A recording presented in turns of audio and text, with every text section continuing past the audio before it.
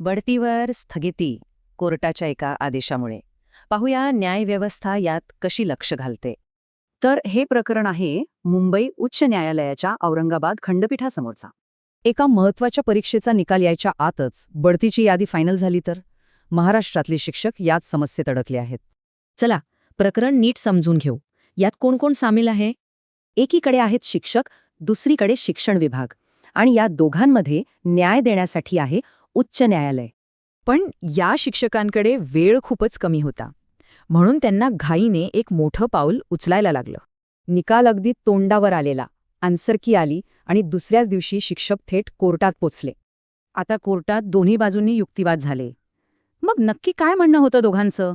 शिक्षकांनी विनंती केली, निकाल लागेपर्यंत थांबा. तर अधिकाऱ्यांचं म्हणणं होतं, यादी अजून फायनल झालेलीच नाहीये. मग यावर न्यायाधीशांनी काय आदेश दिला?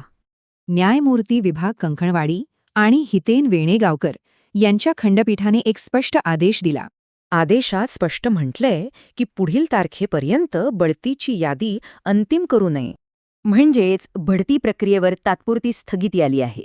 शिक्षकांना यामुळे मोठा दिलासा मिळालाय. पण थांबा, प्रकरण इथेच संपलेलं नाहीये. आता पुढे काय होणार?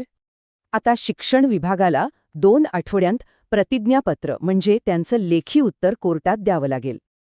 आणि ही आहे पुढच्या सुनावणीची तारीख. या दिवशी प्रकरणावर पुन्हा विचार होईल. म्हणजे शेवटी प्रश्न हाच आहे की प्रशासकीय सोय आणि वैयक्तिक न्याय यात न्यायालय कसं समतोल साधणार.